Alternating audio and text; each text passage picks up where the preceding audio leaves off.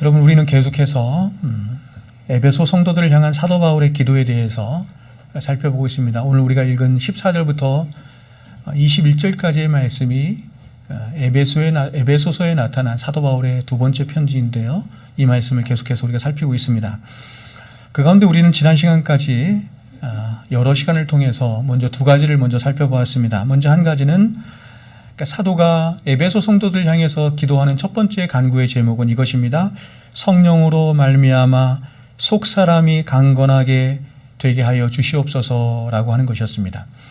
성도들이 성령으로 말미암아 속사람이 강건하게 되기를 사도는 구하고 있습니다. 이것은 사도가 에베소 성도들의 속사람, 다시 말해서 이 속사람이라고 표현하는 것은 바로 우리 전인격이라고 할 수 있는 마음을 말하는 것이죠. 그래서 에베소들의 마음과 그 전인격이 성령의 역사로 말미암아 하나님께서 원래 창조하신 그 창조의 질서대로 그 질서가 잘 잡혀지고 강건하여져서 바로 예수 그리스도가 통치하시는 하나님 중심의 삶을 살기를 구합니다 하는 내용이었던 것이죠. 그래서 사도는 이어진 두 번째 간구에서 이렇게 간구합니다. 믿음으로 말미암아 그리스도께서 너희 마음에 계시게 하시옵고, 이렇게 말합니다. 여러분, 여기서 그리스도께서 너희 마음에 계시게 하시옵고라고 하는 말은 바로 성령을 통하여 예수 그리스도를 아는 지식이 우리 안에 풍성해질 뿐만 아니라 그 예수 그리스도를 아는 참된 지식으로 말미암아 예수 그리스도의 실체적인 통치와 인도하심이 있는 바로 예수 그리스도 중심의 삶을 살아가기를 원합니다 라고 하는 간구인 것이죠. 바로 사도는 우리 안에 내주하시는 성령의 역사로 말미암아 예수 그리스도를 아는 지식이 우리 안에 충만해지기를 간구하고 있는 것입니다. 자, 그런데 여러분, 우리가 아는 것처럼 하나님은 예수 그리스도에 관해서 알 수 있는 모든 지식을 성경 66권 안에 다 담아주셨습니다. 굉장히 독특한데요. 성경 66권 안에 이렇게 다 담아주셨습니다. 다시 말해서 성경은 굉장히 독특하고 참 신비로운 책인데, 성경 66권은 대략 40여 명이 넘는 수많은 저자들에 의해서, 그것도 1500년이 넘는 긴 시간 동안 여러 다양한 장소, 아시아, 아프리카, 그리고 유럽에서 또 여러 장르들이죠. 시도 있고 서간문도 있고 역사책도 있고 등등등, 이런 장르들로 이렇게 쓰여졌지만 너무나 신비스럽게도 이 모든 성경이 쓰여진 한 가지 목적은 바로 예수 그리스도를 증거하고 나타내기 위함입니다. 수많은 저자들에 의해서 1500년이 넘는 시간 동안 성경이 기록됐지만 이런 책이 여러분 세상에 없습니다. 이런 책이 없습니다. 오직 한 가지 목적을 위해서 쓰여졌는데, 그것은 뭐냐면 예수 그리스도만을 증거하도록 하기 위함입니다. 이렇게 될 수 있었던 이유는 뭐냐면 저자가 한 분이기 때문에 그렇죠. 바로 성령님이시기 때문에 그렇습니다.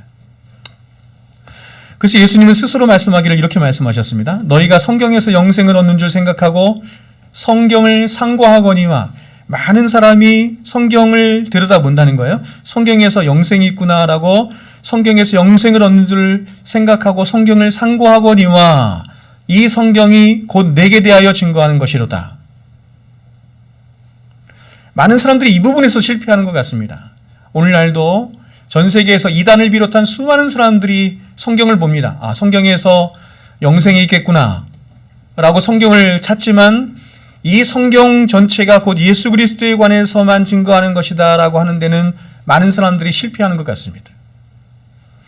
따라서 이 말은 결국 예수 그리스도만을 이야기하고 예수 그리스도만을 증거하는 성경을 통해 우리는 예수 그리스도를 알 수 있고 그분을 아는 지식으로 충만할 수 있는 것인데, 그런 하나님의 말씀이 우리의 전 인격 안에서 깨달아지게 하시고 알게 하시며 동의되어지고 순종할 수 있도록 우리 안에서 감화 감동하시고 역사하시는 분이 계시는데, 그분이 바로 성령 하나님이신 것이죠. 그러므로 저와 여러분이 구원을 받을 때도 성령 하나님과 하나님의 말씀이 함께 역사하셔서 우리의 구원이 이루어졌던 것처럼, 우리가 더욱더 영적으로 성숙해지고 성장해 가는 것도 결국 하나님의 말씀과 성령을 통해서만 가능합니다. 다른 방법으로는 불가능합니다. 근데 오늘 사도는 이렇게 저와 여러분이 말씀과 성령을 통해 예수 그리스도를 아는 지식이 우리 안에 풍성해져 갈 때, 그 예수 그리스도께서 우리 안에 거하시는 것을 확인하는 방식을 믿음으로 말미암아라고 아주 독특하게 표현을 했습니다. 그러니까 오늘 사도가 믿음으로 말미암아 그리스도께서 너희 마음에 계시게 하시옵고라고 하는 말은 이런 말입니다. 풀어서 얘기하면 믿음을 통해서 그리스도께서 너희 가운데 계신 것을 너희는 알게 된다, 이런 말이죠. 그러니까 여러분, 저와 여러분이 예수 그리스도를 알아가는 과정, 다시 말해서 예수 그리스도께서 우리 안에 충만하게 거하시는 그런 신앙의 여정에는 믿음이 아주 밀접하게 그렇게 연관되어 있는 것입니다. 사실 저는 어제 말씀을 제가 준비하면서 이 믿음으로 말미암아라고 하는 이 구절은 그냥 쓱 지나가고 서둘러서 사도의 세 번째 간구를 여러분과 함께 살피기를 원했습니다. 사도의 세 번째 간구는 이런 거죠. 사랑 가운데서 뿌리가 박히고 터가 굳어지기를 원합니다 라고 하는 것입니다. 금요일까지 이 말씀을 준비하면서 이 말씀을 여러분에게 전하고 싶었습니다. 왜냐하면 빨리 여러분과 그리스도의 사랑과 하나님의 사랑을 함께 나누고 싶었기 때문에 그렇습니다. 그런데 이 믿음으로 말미암아라고 하는 구절을 어저께 아침부터 나와서 쭉 보면서 아무리 그냥 지나치려고 해도 도저히 제 마음 가운데 지나칠 수가 없었습니다. 그래서 어쩔 수 없이 이 세 번째 간구를 성령의 감동하심을 따라서 여러분에게 전해야 되겠다라고 하는 생각으로 이 말씀을 준비하게 되었습니다. 그러면 오늘 사도가 말하는 이 믿음으로 말미암아라는 말이 어떤 말인지 오늘 이 한 시간 동안 함께 말씀을 나누어 보도록 하겠습니다. 여러분, 먼저 믿음이라고 하는 주제는 굉장히 큰 주제입니다. 제가 여러분에게 말씀드린 것처럼 토마스 구딘이라고 하는 청교도는 이 믿음이라고 하는 한 주제만 가지고 거의 800페이지, 900페이지가 넘는 책 3권의 분량을 썼습니다. 믿음이란 이렇게 해서. 여러분, 성경은 우리가 믿음으로 구원을 얻는다고 했는데 그렇다면 여러분, 믿음이 무엇입니까? 그리고 그 믿음의 주체는 누구이며 그 믿음은 어디로부터 온 것일까요? 그리고 그 믿음은 예수 그리스도의 복음이라고 하는 것과 어떤 연관이 있는 것일까요? 우리가 앞서 로마서에서 살펴본 바와 같이 우리는 이 믿음에 관해 이야기할 때 절대로 지나칠 수 없는, 지나쳐서는 안 되는 말씀이 있는데 그것이 바로 로마서 1장 16절과 17절의 말씀입니다. 종교개혁의 근간이 되었던 오직 믿음으로 구원을 얻는다라고 하는 종교개혁의 근간이 된 로마서 1장 16절과 17절의 말씀. 그런데 여러분, 사도는 1장 16절에서 먼저 이렇게 말씀합니다. 내가 복음을 부끄러워하지 아니하노니 이 복음은 모든 믿는 자에게 구원을 주시는 하나님의 능력이 됨이라. 먼저는 유대인에게요 또한 헬라인에게로다.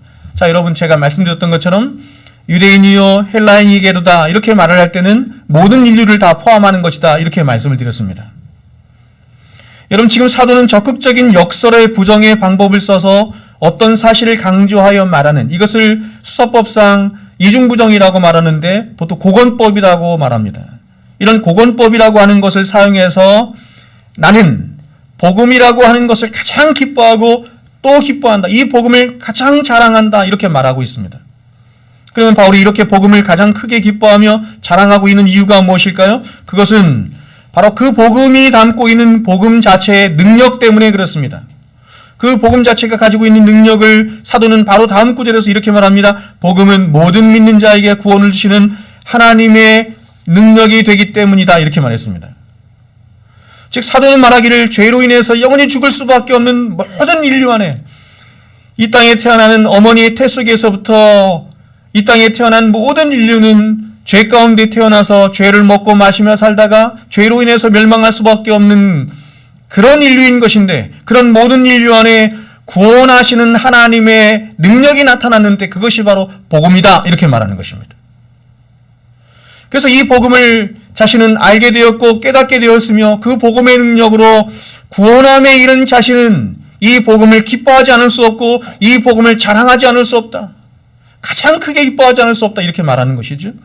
그런데 여러분, 사도는 이 복음의 능력이 반드시 믿음이라고 하는 것을 통해서 그 위력이 발휘하게 된다 이렇게 말하고 있습니다. 그런데 그 믿음의 주체가 누구인가 하면 바로 하나님이시라는 것입니다. 오늘날 많은 사람들이 이 믿음의 주체를 잘못 알고 있습니다. 특별히 알미니안 교리를 가지고 있는 거의 많은 사람들은 이 믿음의 주체가 우리 자신에게 있는 것으로 생각하고 있습니다. 우리가 하나님을 믿는 것처럼, 우리 안에 어떤 근거가 있어서 하나님을 믿을 수 있는 근거가 있는 것처럼 이렇게 생각을 하죠. 그러나 믿음의 주체는 하나님이시다라고 성경은 말합니다.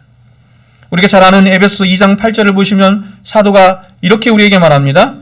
너희는 그 은혜에 의하여 믿음으로 말미암아 구원을 받았으니 이것은 너희에게서 난 것이 아니요 하나님의 선물이라. 여러분 이 말씀을 한번 잘 보십시오. 이 말씀을 가지고 사람들이 오해하는 것 중에 하나가 우리는 믿음으로 구원을 받는다 이렇게 생각을 합니다. 그러나 성경은 그렇게 말씀하지 않습니다. 여러분 여기 보시면 저와 여러분을 구원케 하는 것은 믿음이 아니라 하나님의 은혜라는 것을 알 수 있습니다. 그 은혜에 의하여 믿음으로 말미암아 구원을 받았으니 이렇게 말합니다. 그런데 그 은혜로 말미암은 구원이 저와 여러분의 것이 되도록 하는 또 다른 하나님이 주신 선물, 수단이 있는데 그것이 바로 믿음인 것이죠.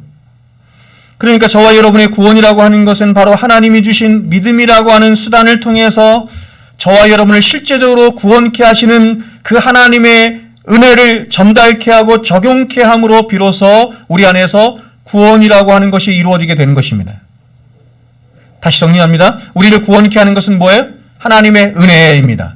예수 그리스도의 십자가로 말미암은 하나님의 은혜가 우리를 구원케 하는 것인데 그 은혜를 하나님의 은혜를 실제적으로 우리 안에 적용케 하는 것이 뭐냐면 믿음인 것입니다. 그렇다면 여러분 하나님의 은혜를 받도록 하는 우리의 믿음은 어디로부터 온 것일까요? 바울은 이것을 조금 전에 우리가 함께 나눈 로마서 1장 16절 바로 다음 절에서 굉장히 독특하게 여러분 이것을 표현했는데 이렇게 말을 했습니다. 잘 들어보세요. 1장 17절입니다. 복음에는 하나님의 의가 나타나서 믿음으로 믿음에 이르게 하나니 기록된 바 오직 의인은 믿음으로 말미암아 살리라 함과 같으니라. 여러분 이 한 구절이 굉장히 짧은 한 구절이 사실은 굉장히 복잡합니다. 그리고 이 한 구절이 종교개혁을 일으킨 불씨가 된 구절이 바로 이 말씀입니다. 다시 한번 읽어드릴 때 잘 한번 보십시오. 복음에는 복음을 말합니다. 하나님의 의가 나타나서 믿음으로 믿음에 이르게 하나니 기록된 바 오직 의인은 믿음으로 말미암아 살리라 함과 같으니라. 여러분 여기서 바울이 정의하고 있는 이 복음을 한번 보십시오. 바울은 말하기를 복음이란 바로 하나님의 백성들에게 하나님의 의가 나타나서 믿음으로 믿음에 이르게 하는 것이 복음이다 이렇게 말합니다. 여러분 이것을 여러분이 이해하시겠어요? 그렇다면 여러분 우리는 질문해야 합니다. 하나님의 의는 과연 무엇인가? 라고 하는 질문이고 그 다음에 두 번째 질문은 뭐냐면 믿음으로 믿음에 이르게 한다는 것은 무슨 말인가? 그리고 앞의 믿음과 뒤의 믿음이 다른 믿음인 것인가? 그리고 만일 앞의 믿음과 뒤의 믿음이 다른 믿음이라고 한다면 앞의 믿음은 무슨 믿음이고 뒤의 믿음은 무슨 믿음이라는 말인가? 질문해 봐야죠. 먼저 사도가 하나님의 의라고 할 때 여기서 말씀하는 의라고 하는 것은 여러분 성경이 말씀하는 히브리어로 이 짜닥인데 그리고 히라버로는 이 디카오시네인데 굉장히 어려운 말입니다. 성경이 말하는 의는 하나님의 의도 있고 인간의 의도 있습니다. 완전히 다르죠. 성경이 계속해서 두 가지를 비교하는 것입니다. 하나님의 의와 인간의 의가 어떻게 다른 것인지. 먼저 사도가 하나님의 의라고 할 때 여기서 말씀하는 의라고 하는 것은 이렇게 정의해서 말할 수 있습니다. 이것은 바로 관계를 맺고 있는 어떤 인격적인 존재가 그 관계가 요구하는 의무를 성실히 수행함으로 나타나는 어떤 것, 이것을 의라고 할 수 있습니다. 다시 한번 말씀드리고 중요합니다. 관계를 맺고 있는 어떤 인격적인 존재가 그 관계가 요구하는 의무와 책임을 성실히 수행하는 어떤 것, 이것을 의라고 할 수 있어요. 이 짜닥이에요. 그렇다면 하나님 백성들 사이의 관계, 자 이제 하나님과 하나님 백성들 사이의 이 관계는 어떤 관계일까요? 먼저 어떤 관계인지를 알아야 되죠. 여러분 하나님의 백성입니까? 그럼 하나님과 하나님의 백성된 여러분의 관계는 어떤 관계입니까? 어떤 관계요? 네, 따라해 보겠습니다. 언약적 관계. 자, 더 정확하게 제가 말씀드리겠습니다. 은혜 언약적 관계라고 하는 것입니다. 절대로 잊으시면 안 돼요. 하나님이 창세전부터 하나님이 교회된 저와 여러분과 언약을 맺으셨는데 어떤 언약을 맺으셨냐면 은혜 언약을 맺으셨어요. 다시 말해서 하나님은 당신의 백성들과 일방적인 은혜 언약이라고 하는 말이 그런 거죠. 원래 언약이라고 하는 것은 쌍방간에 서로 간에 맺는 것인데 은혜 언약이라고 하는 것 자체가 은혜는 일방적인 원사이드잖아요. 이런 것처럼 일방적인 은혜 언약을 하나님이 교회와 맺으시고 그 언약을 스스로 이루어 가시고 성취하시기 위해서 당신 스스로 약속하신 모든 의무와 책임을 하나님 스스로가 감당하신 거예요. 우리 편에서 한 것은 아무것도 없습니다. 은혜 언약은 하나님이 다 하셨어요. 하나님이 언약 맺으시고 하나님이 그 책임과 의무를 하나님이 스스로 다 감당하셨어요. 그 결과로 나타나게 된 결과가 있는데 그것을 의라고 해요. 그 결과로 나타나는 것이 의예요. 그렇다면 하나님이 당신의 백성들과의 바른 관계, 다시 말해서 저와 여러분의 구원을 위해서 스스로 감당하신 의무와 책임의 핵심이 뭡니까? 의무와 책임의 핵심이 뭐예요? 그게 십자가입니다, 여러분. 십자가.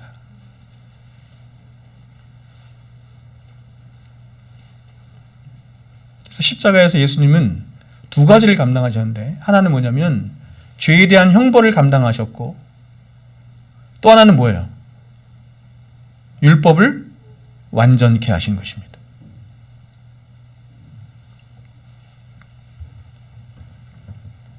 그래서 그 결과로 당신의 백성들에게 주신 것을 뭐라고 해요? 믿음이라고 해요.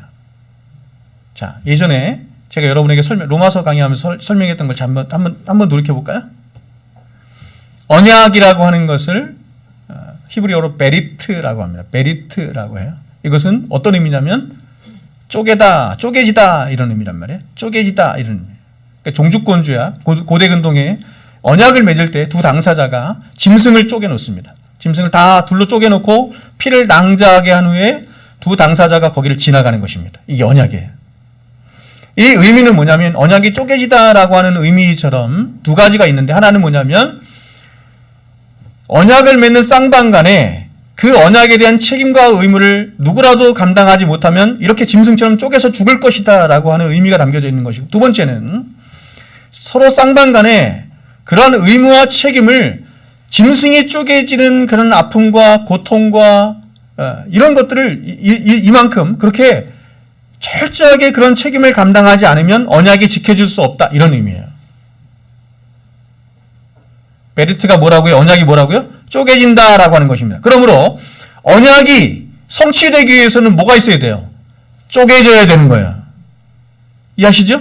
헌신과 충성과 쪼개짐이 있어야 되는 거예요.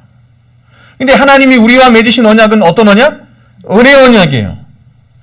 그래서 하나님이 아브라함과 언약을 맺으실 때 짐승을 다 벌려놓고 피를 다 이렇게 낭자하게 해놓고 하나님이 아브라함에게 약속을 하시죠. 너에게 복의 근원이 될 복이 될 것이고 너에게 자손도 줄 것이고 어떤 것을 할 것이 약속을 하시는데 그것을 이루시기 위해서 그 언약의 당사자이신 하나님과 아브라함이 함께 지나가야 되는데 아브라함은 지나가지 않고 누구만 지나가요? 하나님만 지나가세요. 그걸 횃불 언약이라고 해요. 하나님 스스로가 은혜 언약 가운데 내가 다 이룰다 이런 얘기예요. 그리고 약속하신 것들을 누구에게? 아브라함에게 주시겠다 이런 말입니다.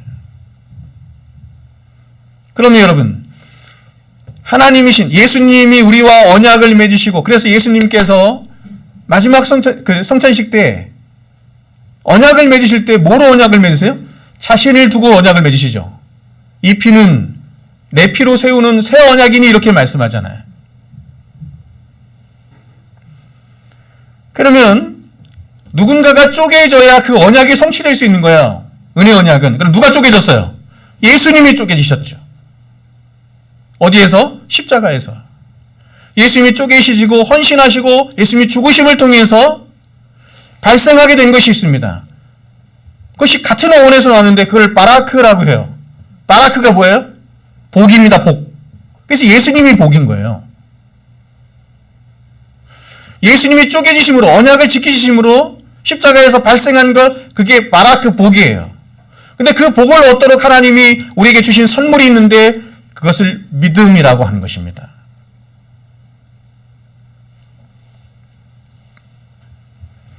자, 그런데 여러분 보세요. 사도는 이러한 하나님의 의가 믿음으로 믿음에 이르게 되었다 이렇게 말을 합니다. 집중하셔서 들어야 이게 좀 이해가 돼요. 좀 어렵습니다, 오늘은. 다시 말해서 하나님의 의로 말미암아 저와 여러분에게 주어진 개별적이고 개체적인 믿음이라고 하는 것은 또 다른 어떤 근원적인 믿음의 원인이 돼서 발생하게 되고 나타나게 되었다 이렇게 사도가 말하는 거예요. 믿음으로 믿음에 이르게 되었다라고 하는 것은 우리의 믿음이 점점 성장해 간다. 그런 얘기가 아니라 또 다른 어떤 근원적인 믿음으로 말미암아 개별적인 우리의 믿음이 생기게 되었다 이런 뜻이란 말이에요. 그렇다면 여러분 근원적인 믿음은 누구의 믿음이고 개별적인 믿음은 누구의 믿음일까요? 바로 근원적인 믿음은 하나님께서 당신의 백성들을 구원하시기 위해서 구원을 계획하시고 작정하시며 실행에 옮기시고 완성해 가시는 바로 우리의 구원의 전 과정 가운데 역사하신 하나님의 믿음을 말하는 것이고, 그리고 그런 하나님의 믿음으로 말미암아 신자 안에 발생한 하나님을 향한 신뢰와 의존과 하나님을 의탁하는 마음의 성향을 개별적인 믿음, 즉 신자의 믿음이라고 하는 것입니다. 그러니까 신자의 믿음은 하나님의 믿음이 없으면 발생할 수 없는 거예요. 그래서 사도가 믿음으로 믿음에 이르게 한다는 것은 바로 하나님의 근원적인 믿음으로 말미암아 신자 안에 개별적인 우리의 믿음이 생기게 되었다 이렇게 말하는 것이죠. 여러분 제가 예전에 사랑에 대해서도 제가 다음 시간에는 이제 하나님의 사랑에 대해서 여러분에게 말씀을 드리겠지만 사랑에 대해서도 여러분에게 말씀을 드릴 때 사랑이라고 하는 것은 지난 시간에 제가 말씀드린 거룩도 마찬가지고 사랑이라고 하는 것은 원래 우리의 것이 아니에요. 사랑은 누구의 것이에요? 하나님의 것이에요. 그 사랑을 무슨 사랑이라고 해요? 아가페의 사랑이라고 합니다. 그 사랑이 참된 사랑입니다. 인간이 하는 모든 사랑, 여러분들이 자식을 향해서 하는 사랑도 마찬가지고 친구 간에 하는 사랑도 마찬가지고 사람들 간에 하는 모든 사랑도 다 에로스의 사랑일 뿐입니다. 이기적인 사랑이에요. 하나님의 사랑만이 아가페의 사랑인데 그 하나님의 사랑이 부어진 자 안에서 발생하는 또 다른 사랑이 있어요. 그걸 카리타스의 사랑이라고 제가 말씀드렸어요. 이게 똑같은 겁니다. 이게 믿음. 그러니까 사랑도 하나님의 것이고 거룩도 하나님의 것이고 믿음도 하나님의 것이에요. 거기서 그 근원적인 사랑과 거룩과 믿음에서 우리 안에 또 다른 거룩이 발생하고 또 다른 믿음이 발생하고 또 다른 사랑이 발생하게 된 것입니다. 여러분 이것을 제가 좀 더 자세히 한번 여러분에게 설명해 보겠습니다. 이 믿음에 대해서 기독교 대백과사전은 이렇게 정의하여 말하고 있습니다. 한번 들어보십시오. 믿음은 기독교 대백과사전이에요. 믿음은 어떤 사물에 대한 신념과 어떤 사람에 대한 신뢰를 가리키는 말이다. 이것은 일방적이고 통상적인 믿음에 대해서 말하는 것입니다. 그런데 그 다음에 이렇게 말합니다. 신학에서 믿음이란 피조물된 인간이 절대자 혹은 초월자를 이해하는 표현으로 계시에 응답하는 것을 말하는 것이다. 그러므로 성경이 말씀하는 믿음이란 1차적으로 신념이기보다 절대자에 대한 신뢰이며 추상적인 지식이기보다 인격적인 관계의 문제이다. 머리가 끄덕여져요. 여러분 저는 이 기독교 대백과사전에 말하는 이 믿음에 대한 정의가 성경이 말씀하는 믿음을 바르게 잘 정의하고 있다 이렇게 생각을 합니다. 다시 말해 성경이 말씀하는 믿음은 어떤 사실에 대한 추상적인 확신이나 자신이 바라고 소원하는 것에 대한 강한 신념이라기보다 바로 인격과 인격 사이에 만들어지는 어떤 것, 즉 먼저는 인격이신 하나님이 인격체인 당신의 백성들에게 자신을 알려주시기 위해서 자신을 계시하시고 나타내심으로 발생한 어떤 신령한 역사들을 믿음이라고 하는 것이고, 그 믿음으로 인해서 그런 하나님의 계시, 그런 하나님의 믿음에 반응하는 신자들의 마땅하고 바른 인격적인 반응을 또한 그것을 믿음이라고 하는 것이에요. 여기까지 이해하셨어요? 그러므로 흔히 사람들이 말하는 것처럼 어떤 종교적인 행위를 열심히 하는 것, 그죠? 기도를 열심히 한다거나, 그죠? 말씀을 열심히 본다거나 하지 말라는 얘기 아니에요. 어떤 신비적인 은사들을 많이 체험했거나 혹은 많이 나타내거나, 혹은 하나님께 열심을 구하고 찾고 두드려서 막 40일 막 작전 기도하고 막 새벽 기도를 했더니 하나님께서 내게 응답을 해주셨어. 어떤 보상을 받아서 이것을 믿음이 좋다 이렇게 말하지 않아요. 오늘날 믿음에 대한 정의가 잘못되어 있기 때문에 이렇게 돼 있어요. 믿음의 주체가 다 자기야. 내가 믿고 바라는 것을 어떤 신적인 존재를 그쵸 이렇게 설정해 놓고 그 신적인 존재에게 내가 열심히 간구해서 받아내는 것을 믿음이라고 생각을 하는 것 같아요.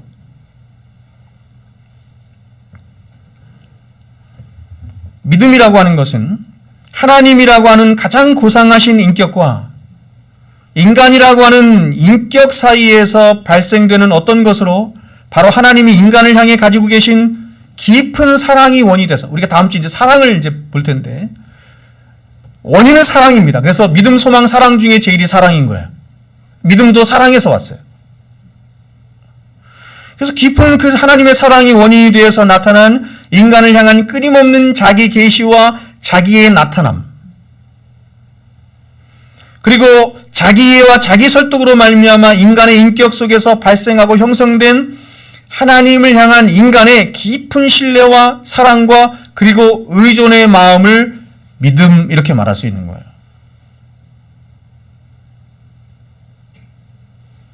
그러면 여러분 잘 보세요. 제가 이런 인격적인 관계 안에서 여러분에게 믿음을 정의했던 것처럼 그러므로 믿음이라고 하는 것은 상대방에 대한 올바른 지식이 전제되어 있지 않으면 결코 형성될 수 없는 것이 믿음이에요. 그러면 결국 믿음이란 우리의 믿음의 대상이 되신 하나님을 바로 알아가면 알아갈수록 그 믿음은 점점 더 커지고 깊어지게 되는 것이며 반대로 하나님을 아는 지식이 있지 않고는 절대로 성경이 말씀하는 믿음은 생길 수도 없고 더 성숙해져 갈 수도 없는 것입니다.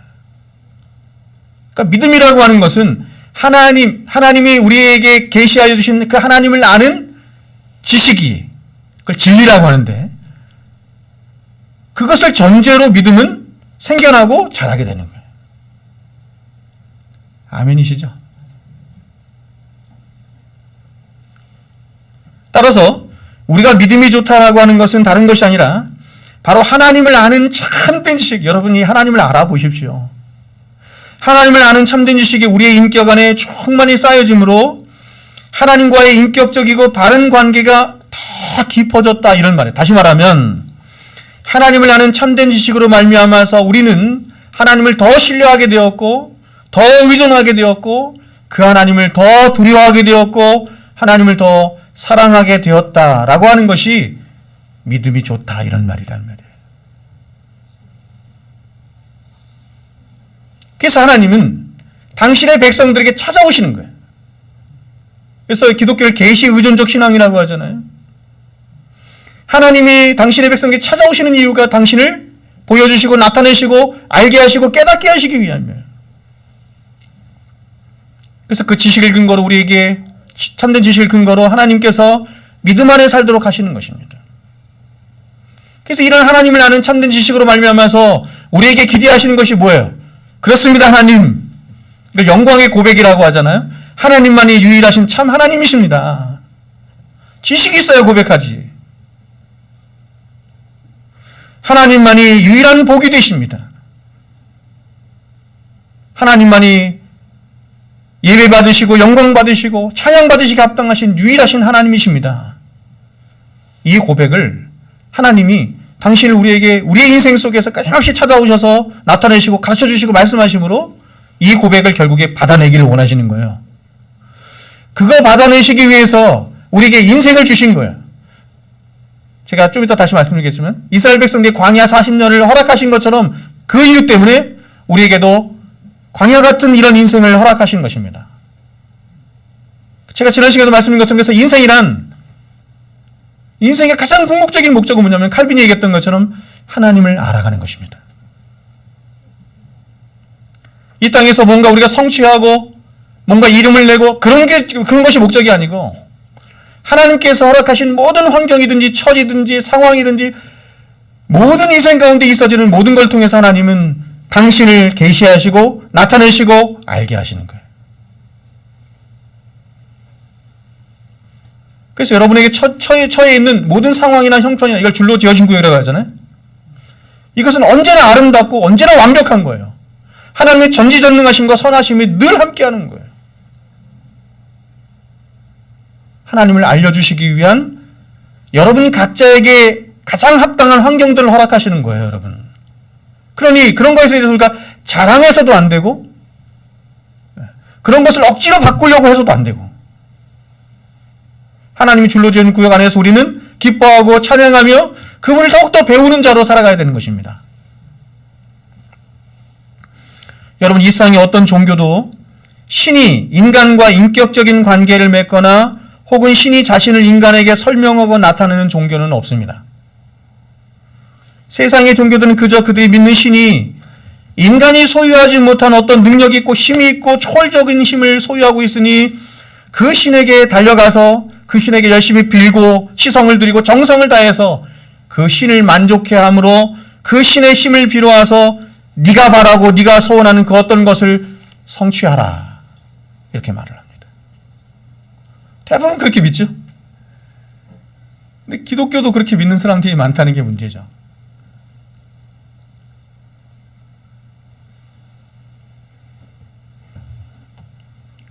이십 대만 되면 나와서 부모님들이 기도하잖아요. 그런 거 하면 안 된다고요.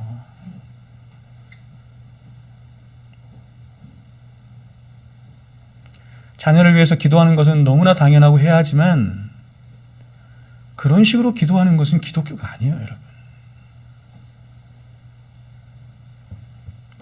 그래서 인간들은 자신이 소원하는 바를 이루고 성취하는 것이 자신의 인생의 궁극적인 목적이기 때문에 비인격적인 신상을 딱 만들어 놓는 것입니다. 인격적인 하나님을 싫어해요. 우리가 여러분 그 출애굽기 말씀에서 보는 것처럼 이스라엘 백성들이 인격적인 하나님을 싫어해요. 다시 말하면 말씀하시는 하나님을 싫어해요. 하나님은 시내산에서 뭘 주길 원하셨어요? 돌비를 주길 원하셨죠. 말씀하시는 하나님이에요. 인격적으로 그들과 교통하시고 말씀하시며, 근데 그들은 그게 싫은 거예요. 그래서 신상을 만드네. 잔소리하지 않는 신상, 내 마음대로 할 수 있는 신상. 그 신상들을 만들어 놓고 그 신상을 향해서 내가 원하는 것을 말하고 빌면서 너는 내가 원하는 것을 이루고 성취하라, 이렇게 말하는 거야. 다시 말해서 사람들은 신상을 만들어 놓고 내 인생은 내가 책임지고 내 복은 내가 챙길 테니 너는 나를 위해서 입 다물고 복만 빌어주면 된다. 이게 우상이에요.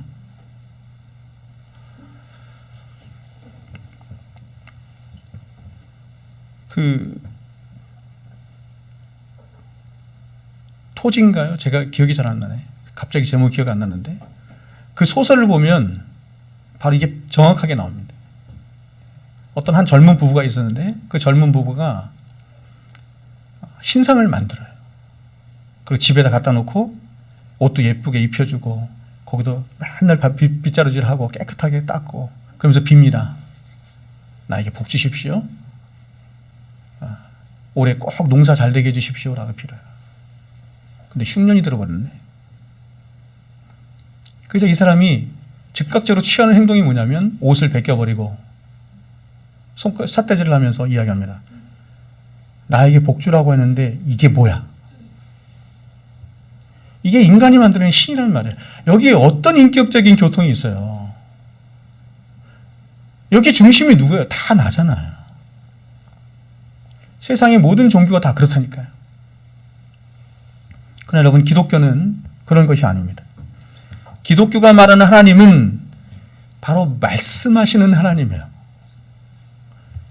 아브라함의 하나님, 이삭의 하나님, 야곱의 하나님인 것처럼 지금도 살아서 여러분에게 말씀으로 찾아오셔서 성령을 통하여 우리에게 역사하시는 분이에요. 인격이신 하나님이 바로 인격체인 당신의 백성들에게 끊임없이 찾아오셔서 말씀으로 당신 자신을 나타내시고 설명하시며 또 설득하시고 때로는 하나님이 화도 내시고 슬퍼도 하시고 씨름도 하시며 결국 하나님 당신이 데려가시고 싶어하는 그 복의 자리로, 거룩한 백성이 되는 자리로, 거룩한 신부가 되는 자리로 우리를 끊임없이 데려가시는 거예요. 그걸 성화라고 해요. 여러분 이사야 1장은 이렇게 말합니다. 한번 들어보세요. 하늘이여 들으라, 땅이여 귀를 기울이라. 여러분 여기서 하나님의 심정이 어떤 것인지 한번 보십시오. 하늘이여 들으라, 땅이여 귀를 기울이라. 여호와께서 말씀하시기를 내가 자식을 양육하였거늘 그들이 나를 거역하였도다. 소는 그 임자를 알고 나귀는 그 주인의 구유를 알건만은 이스라엘은 알지 못하고 나의 백성은 깨닫지 못하는도다. 슬프다 범죄한 나라요, 허물진 백성이요, 행악의 종자요, 행위가 부패한 자식이로다. 그들이 여호와를 버리며 이스라엘의 거룩하신 이를 만홀히 여겨 멀리하고 물러갔도다. 너희가 어찌하여 매를 더 맞으려고 폐역을 거듭하느냐. 온 머리는 병들었고 온 마음은 피곤하였으며 발바닥에서 머리까지 성한 곳이 없이 상한 것과 터진 것과 새로 맞은 흔적뿐이거늘 그것을 짜며 싸매며 기름으로 부드럽게 함을 받지 못하였도다. 여러분 지금 하나님이 말씀하시는 이 말씀 속에 하나님의 심정이 느껴지죠? 하나님의 인격이세요. 그래서 하나님은 우리 때문에 때로는 아파도 하시고 슬퍼도 하시고 진노도 하시는 거거든요. 지금 하나님은 이스라엘이 범죄하여 당신을 떠난 것을 두시고 하늘과 땅을 소환하셨네요. 우상은 없어요, 여러분. 신은 없어요. 다 피조물인데 하나님이 창조하신 땅과 이 하늘을 소환하여 그 땅과 하늘에게 하소연을 하시면서 호소를 하시고 있습니다. 그리고 하나님은 이렇게 범죄한 백성들을 위해서 슬퍼도 하시고 분노도 하시며 애원도 하시고 가슴 아파도 하시는 것입니다. 여러분 이러한 하나님의 심정이 느껴지십니까? 여러분 이 땅을 살아가면서 하나님 앞에 범죄하거나 잘못했을 때 이런 하나님의 심정이 느껴져야 되고 이런 하나님의 말씀하심이 여러분이 알아야 돼요. 여러분 무슨 창조주 하나님이 보세요. 하나님은 창조주 하나님인데 무슨 창조주 하나님이 피조물이 잘못했다고 가슴 아파하고 슬퍼하고 애원까지 합니까? 창조주는 그냥 창조주잖아요. 창조주는 그냥 피조물이 마음에 안 들면 다 쓸어버리고 심판해버리고 다시 인간보다 훨씬 나은 이 천사와 같은 존재를 만들어서 다시 새롭게 시작하시면 되는 게 창조주예요. 그런데 하나님은 이렇게 범죄한 인간을 포기치 않죠. 절대로 포기치 않죠. 포기치 않으시고 그들로 인해서 아파도 하시고 슬퍼도 하시며 또한 그들을 끊임없이 율법으로 때려서 율법으로 협박해서 하시는 것이 아니라 끊임없이 그들을 인격적으로 얼르시고 달래시고 때로는 화도 내시고 때로는 그들과 씨름도 하시며 하나님이 목적하신 그 자리로 그들 데려가시는 거야. 그래도 말을 안 듣거든요, 여러분. 그래도 말을 안 들어서 최종적으로 하나님이 하시는 방법이 뭐야? 자기를 죽이는 거예요. 자기를 내어주는 게 십자가잖아요. 여러분 정말 기독교는 놀라운 것입니다. 제가 다음 주에 하나님의 사랑에 대해서 여러분에게 말씀을 나누겠지만 제가 하나님의 사랑을 알면 얼마나 알겠어요.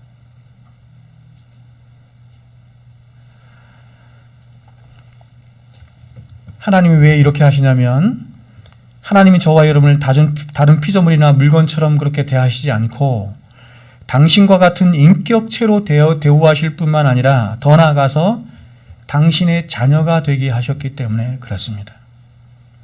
그래서 하나님은 마치 자녀가 큰 잘못을 하였을 때 그 자녀의 버릇을 고쳐놓기 위해서 동네 사람들을 모아놓고 이게 호세아의 말씀이 잘 나타나는데 동네 사람들을 불러놓고 그 동네 사람들을 향해서 하소연을 하듯이 이런 부모처럼 하나님도 지금 하늘이여 들으라 땅이여 귀를 기울이라 하시며 땅과 하늘을 소환하여 놓고 자신의 백성된 이스라엘의 백성들의 패역함과 죄로 인해서 크게 슬퍼하시고 진노하시며 그렇게 하소연을 하시는 것입니다. 우리 말씀 한 군데 한번 찾아보겠습니다. 신명기 4장 한번 찾아보겠습니다.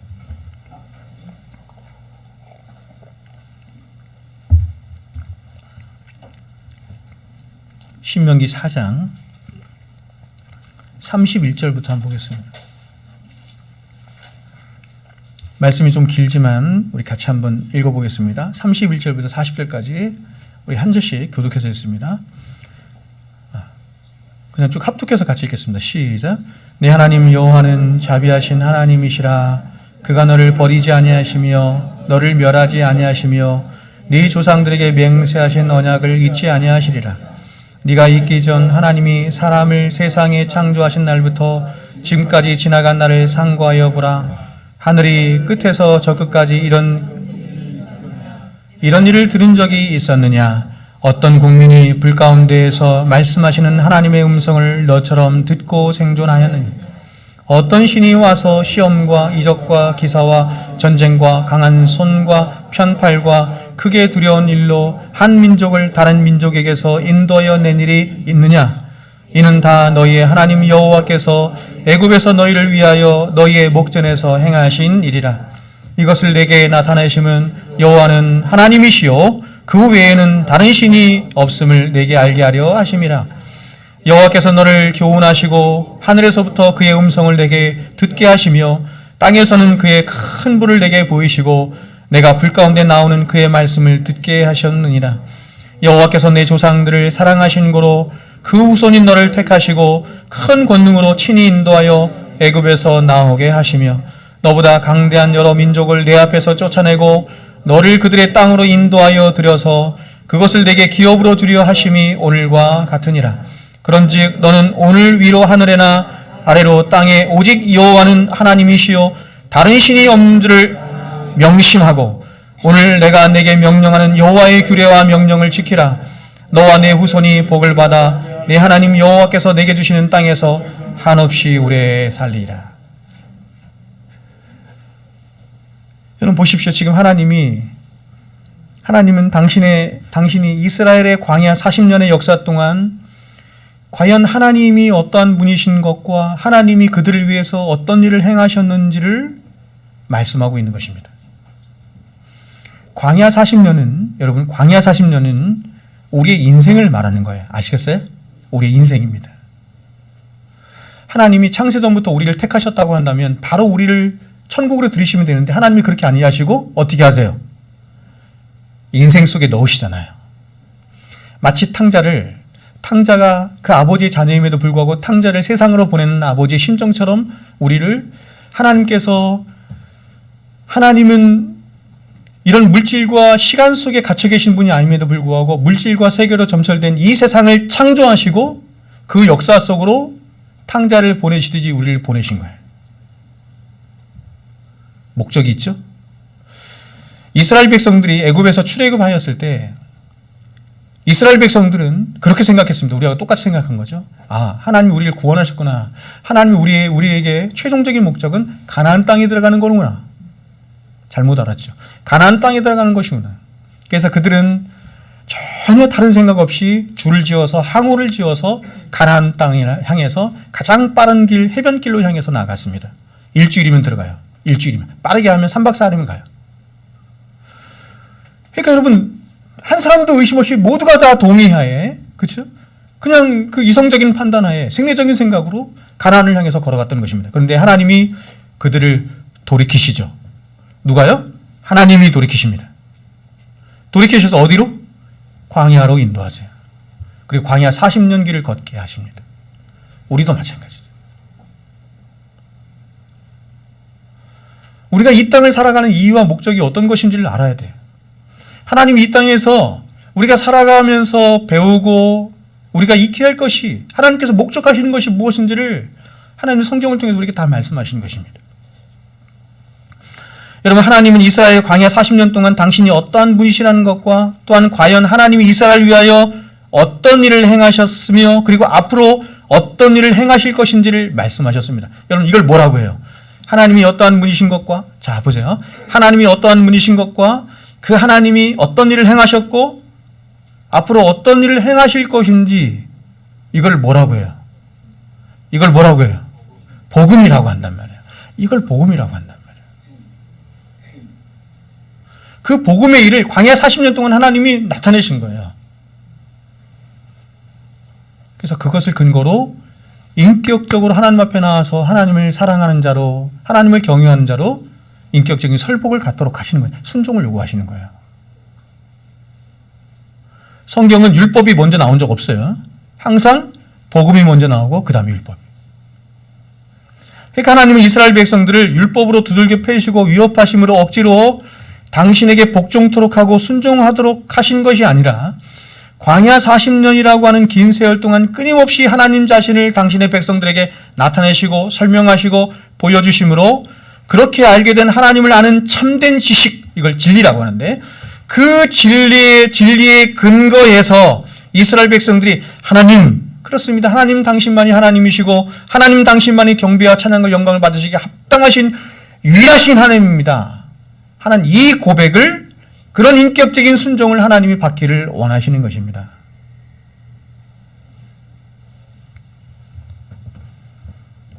그래서 여러분, 아까도 말씀드린 것처럼 기독교 신앙은 진리에 근거하지 않으면 절대로 일보 전진할 수 없어요. 수많은 사람들이, 수많은 선교사님들이 그렇게 이름도 없이 빛도 없이 사라져가고 그 수많은 사람들이 그 죽음 앞에도 죽음을 두려워하지 않고 자신을 순교의 현장으로 내몬 이유는 그 안에 거부할 수 없는 진리의 체계가 자리 잡혔기 때문에 그래요. 어떤 여러분 종교적인 엑스타시를 갖거나 어떤 경험을 가져서 그렇게 할 수 없어요. 절대로. 누가 뭐래도 세상이 나를 내 목숨을 걷어간다 할지라도 거부할 수 없는 진리의 확신이 서 있기 때문에.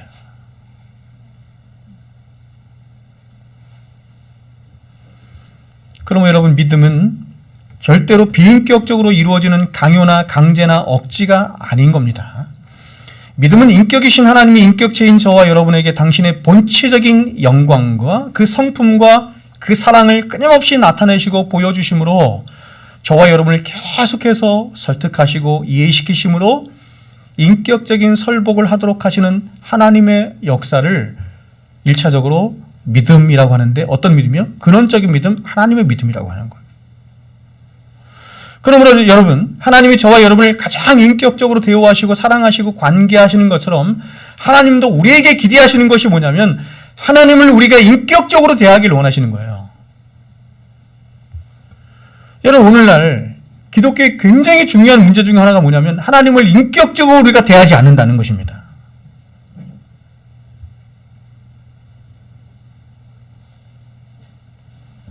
자꾸 이상한 짓들 하잖아요. 사람들 때리고 사람들 넘어뜨리고.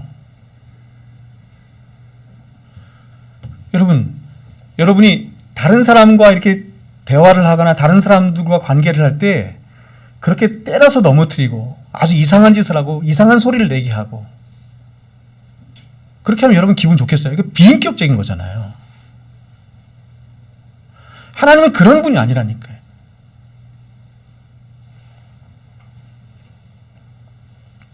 그래서 여러분, 하나님이 저와 여러분에게 요구하시는 게 뭐냐면 그 인격의 좌소라고 할 수 있는 마음을 원하시는 거예요. 마음. 우리의 인격이, 지정의가 거하는 장소가 마음이거든요. 그래서 하나님은 너희 마음을 달라 말씀하는 거예요. 구약 성경에서 끊임없이 이스라엘 백성들이 하나님을 떠났던 이유가 뭐냐면 그들은 형식은 다 있었는데 마음이 없었던 것이. 하나님은 이스라엘 백성들과 인격적인 관계를 원하시는데 그 인격적인 관계를 다 버리고 껍데기만 남아있는 것입니다.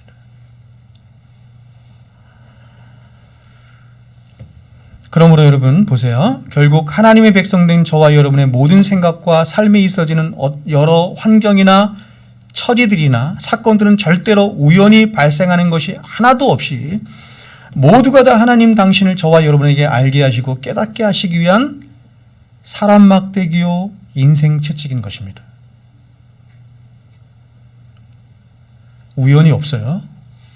우연이 없고 아까도 말씀드린 것처럼 하나님이 저와 여러분에게 줄러주신 구역은 완전하고 선한 거예요.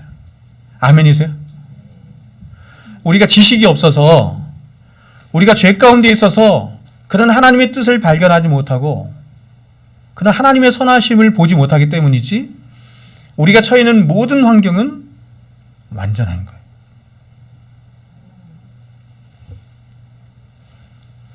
그럼 우리는 세월 지나가면 갈수록 세상과 나는 간 곳 없고 구속한 주만 점점 더 우리의 중심 가운데 선명하게 새겨짐으로 더욱 주님만을 의지하는 자가 되고 더욱 주님만을 자랑하는 자가 되며 더욱 주님만을 사랑하는 자가 되어지는 것입니다. 이게 성화죠. 여러분, 우리가 창세기 28장을 보시면 하나님이 베델에서 야곱을 만나 주시죠. 근데 그 장면에서 하나님이 야곱에게 이런 말씀을 하십니다. 한번 들어보세요. 야곱이 브엘세바에서 떠나 하란으로 향하여 가더니 한 곳에 이르러는 해가 진지라 거기서 유숙하려고 그곳에 한 돌을 가져다가 베개로 삼고 거기 누워 자더니, 어떤 건지 아시겠죠? 베델 사건이에요. 꿈에 본즉 사닥다리가 땅 위에 서 있는데 그 꼭대기가 하늘에 닿았고, 또 본즉 하나님의 사자들이 그 위에서 오르락내리락하고, 또 본즉 여호와께서 그 위에 서서 이르시되 나는 여호와니 너희 조부 아브라함의 하나님이요 이삭의 하나님이라. 내가 누워있는 땅을 내가 네 자손에게 주리니. 하나님 자신이 야곱에게 나타나시죠. 그러면서 약속하십니다. 그 땅을 내게 주리라. 내 자손이 땅의 티끌같이 되어 내가 서쪽과 동쪽과 북쪽과 남쪽으로 퍼져 나갈지며 땅의 모든 족속이 너와 내 자손으로 말미암아 복을 받으리라. 내가 너와 함께 있어 내가 어디로 가든지 너를 지키며 함께 하실 것이며 너를 이끌어 이 땅으로 돌아오게 할지니라. 내가 네게 허락한 것을 다 이기까지 나는 너를 떠나지 아니하리라. 하나님이 야곱을 찾아오셨습니다. 이 기독교란 말이에요. 하나님 우리를 찾아오시는 거예요. 찾아오셔서 일방적인 언약을 맺으시고 일방적인 약속을 다 하세요. 하나님이 야곱에게 이렇게 말씀합니다. 모든 족속이 네 자손으로 인하여 복을 받을 것이고 네가 어디로 가든지 너를 지키며 너를 이끌어 다시 이 땅으로 돌아오게 하실 것이라. 여러분, 하나님이 아브라함에게 약속하신 것, 야곱에게 약속하신 것, 언약 가운데 그 약속이 누구의 약속이에요? 우리의 약속인 거 아시죠? 우리의 약속인 거 아시죠? 왜 아멘을 안 해요?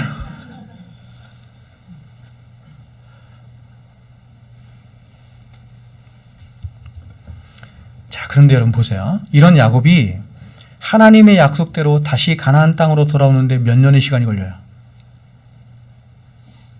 20년이 걸려요. 하나님은, 잘 보십시오. 하나님은, 자, 아까도 제가 말씀드린 것처럼 똑같은 건데, 하나님이 그렇게 복을 주시기로 약속하셨으면 빨리빨리 그 일을 시행하셔야 되잖아요. 하나님이 약속하신 것이니까. 근데 그렇게 하나님은 안 하시고, 그 당신의 목적을 이루시기 위해서 야곱이라고 하는 한 인간이 가진 일생을 묵살하시거나 그 인격을 무시하지 않아요. 하나님은 20년이라고 하는 긴 시간 동안 야곱의 인생 가운데 있어진 수많은 사건들, 경험들과 환경들 속에 끊임없이 하나님이 계속해서 개입하셔서 찾아가셔서 그에게 그 환경 속에서 말씀하시고 또 씨름하시며 때로는 다투기도 하시며 하나님 장시를 계속해서 알리시고 나타내 보여주셔요. 그리고 결국에는 야복강가에서, 그래서 이 야복강가 이 사건을 회심 사건이라고 하는데, 야복강가에서 확인 도장을 딱 찍으셔서 그를 야곱에서 뭘로 바꿔요? 이스라엘로 만드시는 것입니다. 우리도 똑같아요. 하나님이 그렇게 하시는 거예요.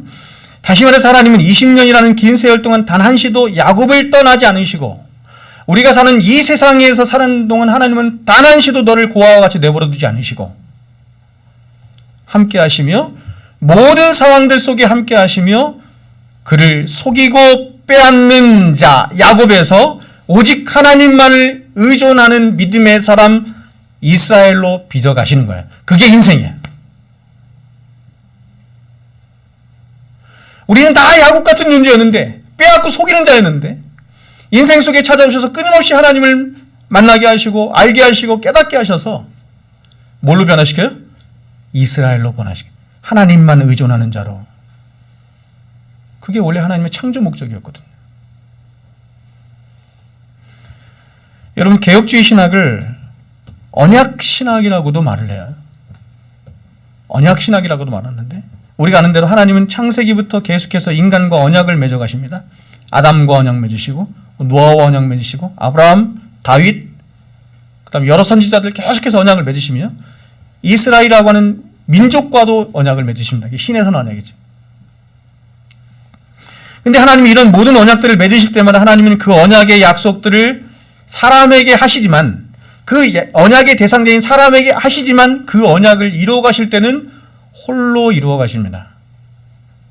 다만 인간은 그 언약의 수혜자일 뿐입니다. 그럼 여러분, 왜 하나님은 홀로 그 모든 약속들을 다 이루어 가실 것이면서 사람들에게 약속을 하시는 것일까요? 그것은 하나님은 그 약속을 통해서 이루어질 어떤 결과에 주목하시거나 그것을 목적하시는 것이 아니라 그 약속들을 이루어가시는 하나님 당신을 그 모든 우리의 인생의 과정 속에서 당신의 백성들이 그 하나님을, 약속을 이루어가시는 하나님을 더욱더 알고 깨달아가서 하나님을 더욱더 의존하고 사랑하는 자가 되기를 원하시는 거예요. 다시 말해서 여러분, 약속이라고 하는 것은 인격적인 두 대상이 아직 이루어지지 않은 어떤 결과가 꼭 시행되리라는 믿음을 전제로 하는 것이 바로 약속입니다. 그러면 약속은 반드시 쌍방간의 믿음이 전제되어야 하는 것입니다. 그런데 하나님은 그 약속이라고 하는 것을 쌍방간에 이루는 것이 아니라 당신 편에서 일방적으로 홀로 맺으시고 또 홀로 신실하게 이뤄가심으로 그 약속을 이루시는 하나님을 향한 우리의 믿음을 도출해 내시는 거죠. 여러분, 우리가 히브리서를 보면 히브리서 기자가 아브라함을 향해서 이렇게 말을 합니다. 들어보세요. 히브리서 11장 8절에 믿음으로 아브라함은 부르심을 받았을 때 순종하여 장래 유업으로 받을 땅에 나아갔을 때 갈 바를 알지 못하고 나아갔으며. 여러분, 이런 말씀들을 그냥 히브리서 11장이니까 믿음장이구나, 이런 사람들에게 이런 믿음이 있었구나, 이런 믿음이 이렇게 위대한 일들을 만들었구나, 이렇게 성경을 보면 잘못 보는 거란 말이에요. 쓱 지나가면 잘못 보는 거예요. 여러분 보세요. 잘 보세요. 이 말씀을. 아브라함이 갈대아 우르에 있을 때 하나님이 아브라함에게 나타나서 그에게 명령하십니다. 갈대아 우르를 떠나라, 이렇게 말씀하죠. 하나님이 찾아오시려면 아브라함이라고 하는 사람은 우상장수 아버지 밑에서 우상이나 팔며 평생 그렇게 살다가 멸망당할 죄인이에요. 우리가 아브라함이에요. 아시겠어요? 근데 그런 아브라함에게 하나님이 찾아오셔서 가장 먼저 하시는 말씀이 뭐냐면 떠나라, 이렇게 말씀합니다. 그러자 그는 갈대아 우르를 떠나서 하란에 거하게 됩니다. 그러면 여러분, 그가 믿음이 있어서, 잘 보세요. 그가 믿음이 있어서, 다시 말해서 하나님을 아는 참된 지식이 있어서 갈대아 우르를 떠났을까요? 자, 여러분, 성경을 여러분이 보실 때 성경을 잘 봐야 되는 것 중에 하나가 뭐냐면, 우리는 아브라함 그러면 아브라함은 믿음의 조상 이렇게 생각한단 말이에요. 그 전제에서 출발하면 성경을 잘못 보는 겁니다. 창세기 12장에 아브라함이 처음 등장을 하는데 창세기 12장부터 우리는 믿음의 조상으로 생각하고 믿음이 굉장히 좋은 사람으로 생각하고 거기서부터 출발한단 말이에요. 그러나 여러분, 하나님이 아브라함을 찾아오셨을 때 아브라함은 그가 하나님인지도 몰랐고 그가 어떤 분인지도 몰랐어.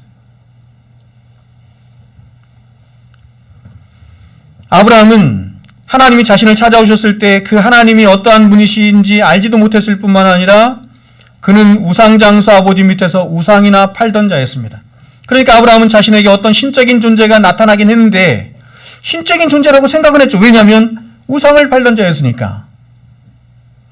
그런데 그 존재가 바로 기독교가 말하는 그 천지 만물을 창조하신 하나님으로 알고 그 하나님으로 믿고 그 하나님으로 따라서 그 하나님을 의존하기 때문에 그것을 떠난 것이 아니라 단지 저 신이 나보다 힘이 세다라고 생각했기 때문에 그 신에 대한 두려움 때문에 떠나라 했을 때 떠난 거예요. 그러면 여러분, 지금 히브리서 기자가 말하고 있는, 잘 보세요.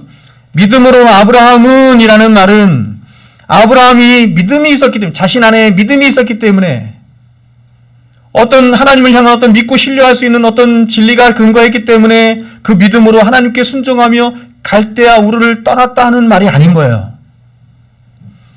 그럼 여러분, 여기서 믿음은 어떤 믿음을 말하는 것입니까? 이 믿음이라는 말을 영어 성경에서 제가 찾아봤습니다. 히브리서 11장 8절의 말씀을 찾아보니까 믿음으로 아브라함은 했을 때 이 믿음으로가 영어에서 by faith 이렇게 되어 있습니다. 수동영어로 되어 있습니다. 히라보 성경을 보면 더 정확한데 피스테이 칼루메노스 이렇게 동일하게 수동태로 되어 있습니다. 그러므로 이 말은 아브라함이 믿음이 있어서 갈대아 우르를 떠났다는 말이 아니고 외부로부터 어떤 믿음이 아브라함의 부르심을 그렇게 주도했다라고 하는 말인 거죠. 여러분, 우리가 알다시피 아브라함은 창세기 15장에 가서야 하나님을 믿습니다. 12장에서부터 하나님이 부르셨지만 그때부터 하나님을 믿은 것이 아니라 15장에 가셔야 믿었다, 이렇게 성경이 증거합니다. 15장에 보면 6절에 보면 이렇게 말합니다. 아브라함이 여호와를 믿으니 여호와께서 이를 그의 의로 여기시고 이렇게 말하죠. 로마서에서 오직 의인은 믿음으로 말미암아 살리라 라고 하는 이 근거를 바로 이 창세기 15장 6절 말씀을 가지고 이게 사도 바울이 풀어가고 있습니다. 따라서 창세기 12장에 15장에 가서야 이제 믿었단 말이에요. 창세기 12장에 믿음으로 아브라함은 이라고 하는 말은 하나님의 믿음이 아브라함의 부르심을 주도하시고 라고 하는 의미인 것이고, 그 하나님의 믿음으로 말미암아 이제 아브라함 안에 이전에 한 번도 갖지 못한 하나님을 향한 어떤 믿음이 생기게 되었다는 말인 거예요. 그러면 창세기 12장은 이제 아브라함의 인생에 하나님이 개입하셔서 본격적인 하나님 당신의 믿음의 역사가 시작된 장이다 라고 말한다고 한다면, 창세기 15장에서의 말씀은 아브라함의 믿음은 그런 하나님의 믿음의 역사로 말미암아 발생된 아브라함의 믿음이 본격적으로 그 아브라함의 믿음이 시작되는 장이다, 이렇게 말씀을 드릴 수 있는 것입니다. 그래서 여러분, 제가 지난 시간에도 말씀드린 것처럼 창세기 12장과 창세기 15장 사이에 하나님이 아브라함의 생애에 계속해서 이제 개입하시고 끊임없이 추적하시고 끊임없이 간섭하시고 끊임없이 말씀하시는, 그래서 당신을 알게 하시는 하나님의 믿음의 역사가 나타나는 거예요. 이걸 하나님의 믿음의 역사라고 해요. 지금 아브라함이 가뭄으로 인해서 애굽에 내려가게 되죠. 자, 지난 시간에 우리가 나누던 것처럼 가뭄이라고 하는 환경이 아브라함을 애굽으로 내려가게 했습니다. 아브라함은 하나님을 잘 몰랐기 때문에, 하나님이 이 모든 것을 주관하신다는 것을 몰랐기 때문에 그저 그는 환경에 따라서 움직이는 사람이었습니다. 그래서 가뭄이 들자 그는 애굽으로 내려갔습니다. 그런데 거기서 아브라함은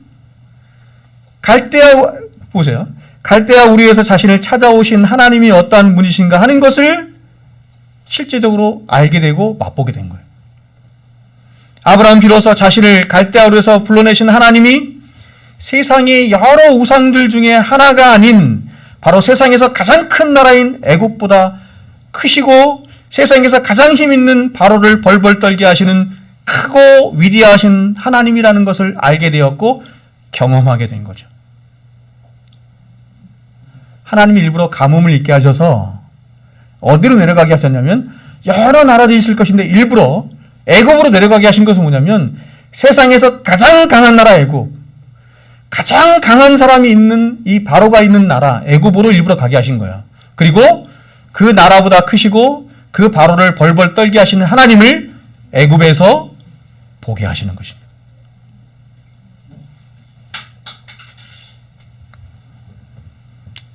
바로 하나님에 대한 바른 지식이, 하나님이 이런 분이구나, 그렇죠? 여러분, 제가 생각할 때 오늘날 많은 사람들이 하나님을 이렇게 알고 있지 않아요. 기독교의 하나님을 잘 몰라요. 교회는 다니는데. 이렇게 아브라함처럼 여러 우상 중에 하나로 생각하는 경우가 너무 많아요. 그래서 하나님에 대한 바른 지식이 아브라함의 생애와 인격 안에 이렇게 들어오게 된 것입니다. 그리고 그 이후로도 하나님은 계속해서 아브라함의 생애를 추적하시면서 하나님 당신을 알리시고 보여주시고 나타내심으로 아브라함으로 하여금 점점 더 그 하나님을 아는 바른 지식 가운데 하나님을 더 두려워하는 자가 되게 하시고 더 사랑하는 자가 되게 하시면, 이것을 경외라고 했어요. 야레.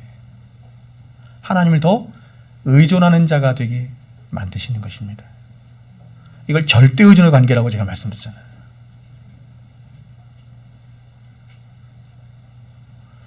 하나님이 인간을 처음 창조하셨을 때 그 인간은 하나님이 어떻게 창조하셨냐면 절대 의존의 관계로 창조하신 거예요. 하나님만 복이고 하나님만 생명이에요. 아시겠어요? 그래서 사람을 뭐로 만들었어요? 흙으로 만든 거예요. 그래서 너는 흙이야, 너의 근본인 흙이야, 이렇게 말씀하잖아요. 그럼 그가 사람이 됐네요. 그런 흙이 아담아에서 아담이 됐네요. 그럼 아담이 된 것은 다 어디로부터 온 거야? 하나님이 다 위로부터 온 거잖아요. 생기를 부어서 하나님의 형상을 입혀서. 사람이라고 하는 존재는 하나님으로부터 생명을 부여받고 하나님께로부터 생기를 부여받아서 그렇게 살아갈 때 그래서 그런 말씀에 이렇게 통치를 받으며 살아갈 때 그것을 성경이 뭐라고 하냐면 샬롬이라고 해요. 뭐라고 한다고요? 샬롬이라고 해요. 그걸 평강이라고 해요. 그걸 안식이라고도 하네. 그걸 바라크 복이라고도 하네. 그걸 구원이라고도 해.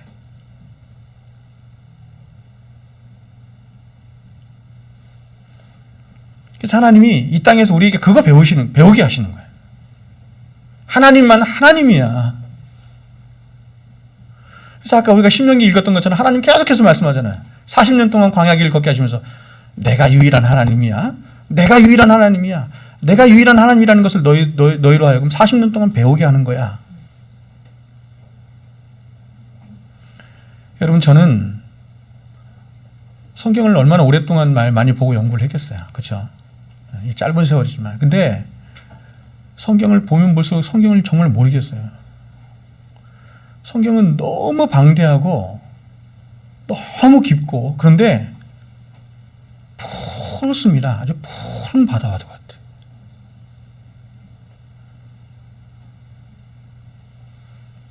근데 여러분, 제가 성경을 연구하고 알아가면 알아갈수록 너무나 분명한 한 가지 사실은 뭐냐면 하나님은 하나님이시고 나는 피조물이고 나는 죄인인데 그 하나님의 너무나 크신 사랑을 입은 자라는 거. 이게 너무너무 점점 더 선명해져요. 여러분은 어떻습니까? 여러분 성경을 알아가면 알아갈수록 인생을 살아가면 살아갈수록 그런가요?